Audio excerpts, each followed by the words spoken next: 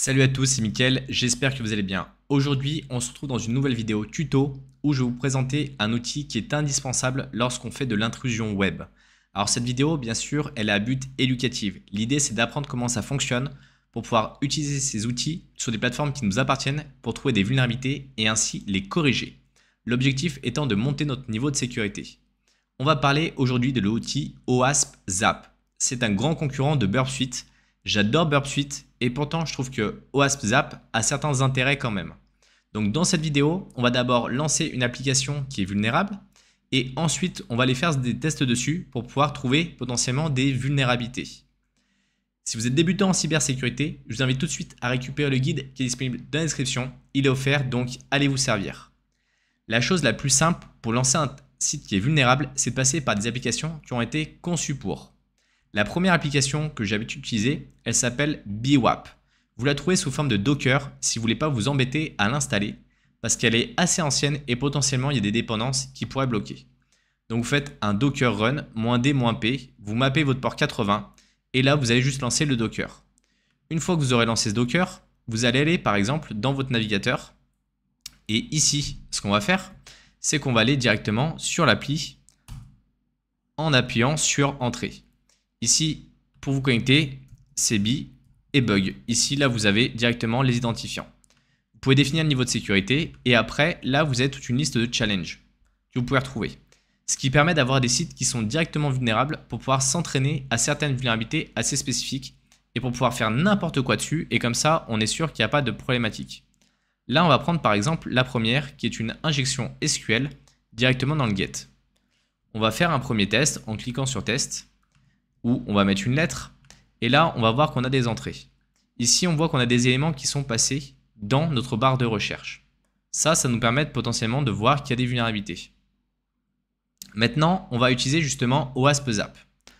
La première fois que vous allez en avoir besoin, vous allez taper Zap Proxy. Il ne va pas forcément être installé. Donc pour ça, il faudra taper apt install apt espace install Zap Proxy. Une fois que vous avez fait ça, vous faites Zap Proxy et il va se lancer. C'est un outil qui est complètement gratuit. Contrairement à Burp où il y a une version communautaire et une version payante, et la version payante est vraiment beaucoup plus complète que la version communautaire, ici vous avez la première possibilité, c'est de pouvoir enregistrer votre projet. Soit directement avec un nom qui est généré par Zap, soit avec un nom que vous allez spécifier. Donc nous on va faire ça, et ici on va l'enregistrer, et on va l'appeler session test. Ça vous permettra de la recharger directement si vous en avez besoin. Et on va enregistrer. Donc vous voyez, ici on va avoir plusieurs éléments. La première qui peut paraître un peu surprenante, c'est qu'on va avoir tout un tas de plugins qui sont déjà préinstallés. Donc si jamais un jour vous avez fermé cette page-là, ou si vous êtes comme moi dans une VM, il faut bien penser à la redimensionner pour avoir accès au bouton de dessous. Mais si vous la fermez, vous pouvez facilement la retrouver ici en cliquant sur les petits carrés. Vous voyez, c'est la même page. Là, on va retrouver différents éléments qui potentiellement peuvent nous intéresser en fonction de l'audit qu'on va faire. Si vous voyez, on a du directory listing, on a des choses qui sont très précises en fonction des besoins qu'on peut avoir. Donc là, par exemple, on peut taper SQL et ici, il y a un scanner d'injection SQL avancé. On pourrait cliquer dessus et ici, l'installer. On clique sur oui et c'est parti. Il est en train de le télécharger et il va l'installer. Vous voyez, ça prend un petit peu de temps. Et là, on pourrait le retrouver directement ici, en tapant SQL. Vous voyez? Et on peut cocher et le désinstaller si on souhaite le désinstaller. Ça, ce sont des plugins qui sont complémentaires. Après, la première chose qu'on peut faire, c'est déjà d'aller voir comment va fonctionner un petit peu l'outil. Donc, il y a une chose qui va potentiellement nous intéresser, c'est ici savoir sur quel port il va fonctionner. Il va fonctionner sur le port 8080. Donc moi, je vous conseille vraiment de prendre votre navigateur, vous allez sur Firefox et ici, vous allez dans la partie Settings. Vous allez taper Proxy, Proxy, et là, on va choisir directement Configuration manuelle et on va le mettre sur 8080 avec notre IP locale. Ça, c'est OK. Par contre, si vous le faites tourner en local comme moi, il faut ajouter une petite exception. Donc là, vous allez aller dans le About Config. Donc c'est la partie configuration avancée. Et là, vous allez taper hijacking. Et donc là, il faut mettre ici à true. Vous voyez, vous double-cliquez dessus pour le mettre à true. Sinon, ça ne fonctionnera pas. Vous n'allez rien voir passer dans votre navigateur. On va recharger. Et là, ce qu'on va voir, c'est qu'ici, on voit bien que notre requête, elle est passée à travers. Là, il a mis le site. Ça, c'est le site qu'il a identifié. Et donc, nous, ce qu'on va faire, c'est qu'on va l'ajouter au contexte. Donc, on va l'ajouter ici. Hop. On va faire un clic droit, inclure dans le contexte. On fait un nouveau contexte. Et c'est celui-ci. Après, vous pouvez leur donner des noms au contexte. Mais ça permet d'avoir un périmètre qui est déjà bien défini. La première chose qu'on peut faire, c'est regarder un petit peu et dire, OK, j'ai ma requête qui est ici. Je peux aller, par exemple, la renvoyer dans un éditeur de requêtes. Donc ici, j'ai mon éditeur de requêtes. Je peux, par exemple, lui rajouter une cote ici et envoyer sur Send. Là, on a la réponse. Et ici, on pourrait, par exemple, rechercher quelque chose avec du SQL. Ça, c'est le match. Et là, vous voyez, on a ici, par exemple, une erreur dans la syntaxe SQL. Parce qu'on a bien une injection SQL. On a la requête et on a la réponse de ce côté-là. Voilà, on peut jouer de cette façon pour rejouer les différents éléments. Après, ce qu'on peut faire, c'est qu'on peut se dire, OK, ben moi, ce que j'ai envie, c'est d'aller attaquer. Soit je lance un ActiveScan de manière automatisée, et ça, on peut arriver à changer, pareil, la configuration directement en allant dans la partie Analyse, Scan Policy Manager. On peut créer notre propre politique en disant, bah, j'ai envie de me focaliser sur certains éléments. Par exemple, la vulnérabilité Log4Shell. Ou dans les injections, je vais aller me focaliser sur les injections sur du MySQL. Vous voyez, on peut cliquer dessus. Il faudrait juste le donner le bon nom. Donc là, je vais fermer.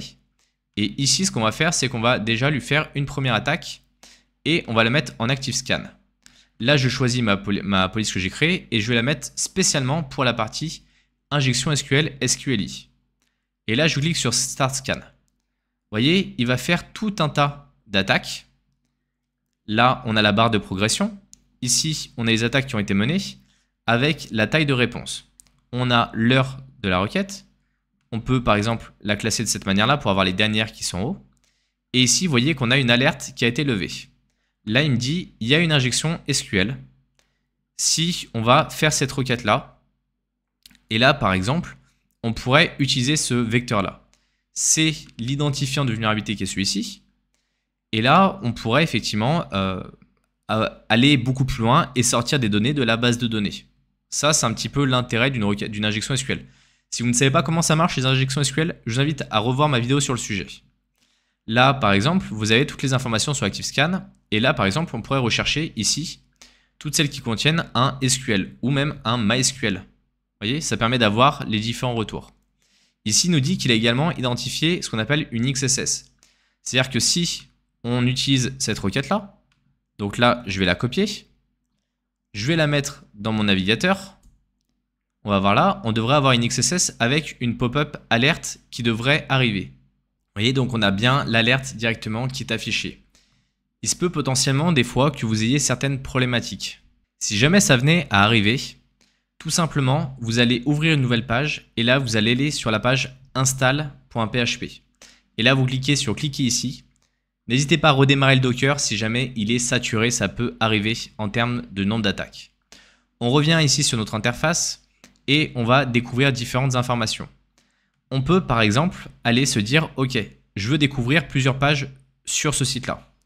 Ici, je vais aller faire ce qu'on appelle un browse site. Donc là, je lance l'attaque et voyez, il va aller chercher différents éléments. On peut lui configurer des listes si jamais ça nous intéresse. Donc si on a envie de le faire, on va directement dans Tools, Options, et ici, dans la partie Force Browse, on va aller sélectionner un fichier. Là, on clique sur Select, et sur Kali, par exemple, vous allez dans la partie USR, vous allez dans la partie Share ensuite, vous avez un dossier WordList, donc on va aller le chercher, là, WordList, et après, vous avez par exemple celui de Diab avec le Big ou encore le Common. Donc là, vous voyez, on le lance avec cette liste-là. Et là, on a les résultats. Vous voyez, on a le scan qui avance au fur et à mesure du temps et il va aller chercher différentes données. On peut l'arrêter si on a envie de l'arrêter. Se dire, ok, le site là, c'est bon, il a déjà assez trouvé d'informations. J'ai plus forcément envie qu'il fasse de nouvelles requêtes. Là, on va avoir des éléments. Vous voyez, on a différents éléments qui sont remontés. Est-ce qu'ils sont viables ou pas? regardez si les pages password, par exemple, là, on a une divulgation de bannière. Ça peut servir. Par contre, il n'est pas allé chercher, parce qu'on lui a juste dit d'aller naviguer dessus. Donc pour ça, si on veut aller scanner le site, on fait un active scan. Et là, on va lui dire, ok, je veux la politique par défaut et tu me le lances sur tout le site. Donc là, ça peut être assez lourd, donc il faut faire attention. Et ici, vous voyez, vous avez un scan en cours. Là, le nombre de requêtes qui va augmenter avec le temps. Donc faites attention de ne pas faire tomber le site web si jamais vous êtes sur des pages qui potentiellement vont insérer des données. On le fait toujours sur des interfaces qui nous appartiennent et sur des sites qui nous appartiennent pour être sûr que potentiellement il n'y ait pas d'autres dégâts qui puissent avoir lieu. Et on a différentes vulnérabilités qui risquent d'être trouvées au fur et à mesure. Et là, il faut juste le laisser chercher, prendre un petit peu de temps. Donc ça peut prendre vraiment des ressources qui sont importantes sur votre PC, sur les connexions réseau. Donc faites attention à pas non plus en abuser. Après, si vous avez envie de faire du fusing, vous pouvez ici cliquer sur attaque. Et là, on va cliquer sur fuse. Ici, on va se positionner par exemple dessus. On va prendre cette requête-là et on va dire, hop, on va ajouter cet élément-là. Ici, on clique sur add. On va lui mettre des chaînes de caractères. Donc après, c'est à vous de mettre les bonnes chaînes de caractères. Et on va lui mettre plusieurs injections pour essayer de voir potentiellement à quel moment ça va contourner le filtre ou qu'on aurait des résultats qui pourraient être différents. Hop. On va mettre ça comme ça. Ici, si vous voulez, vous pouvez apporter la possibilité, par exemple, de les mettre en base 64 avant de les envoyer. Ici, on peut dire, bah voilà, je veux l'encoder en base 64, General Preview, et ça donnera ça avant qu'il soit envoyé directement sur le système en face. Donc là, on clique sur OK. Et ici, on pourrait ajouter, par exemple, un deuxième payload si on voulait l'ajouter. Je vous le montrerai sur la partie directement fusing en brute force. Là, on va cliquer sur le fuseur. Vous voyez, ici, on a plusieurs choses qui peuvent tourner en même temps. Là, il a un peu de mal. Il y a pas mal de redirections, il y a pas mal de choses comme ça. Donc, on va l'arrêter. C'est pas la peine qu'il tourne plus. Mais si on avait des alertes, on aurait d'autres alertes à ce niveau-là.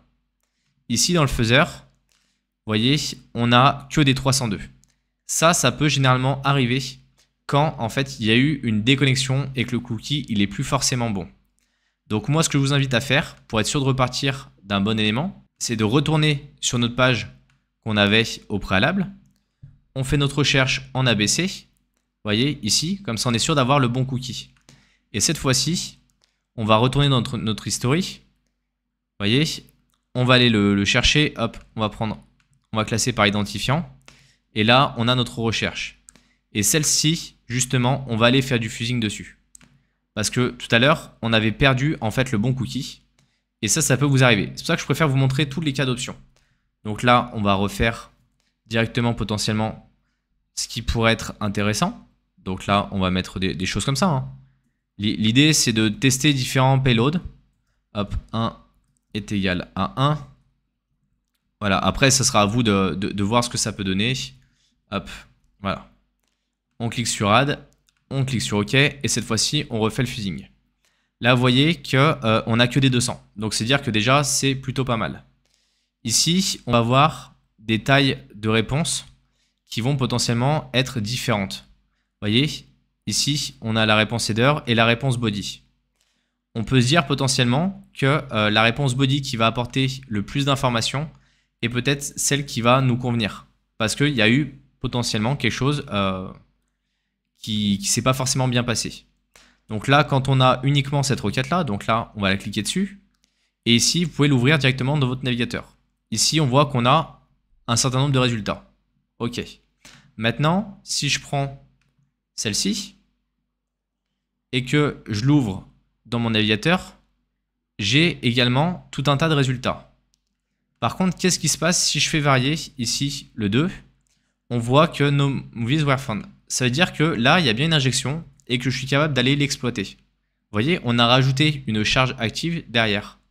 On pourrait mettre par exemple ça, et là, automatiquement, il va nous renvoyer tous les résultats. On pourrait jouer avec des ends, on pourrait jouer avec différentes techniques. Vous voyez? Sauf que là, on n'a pas de retour. Si on se met avec un end, donc toujours jouer avec un OR, avec des unions et ce genre de choses.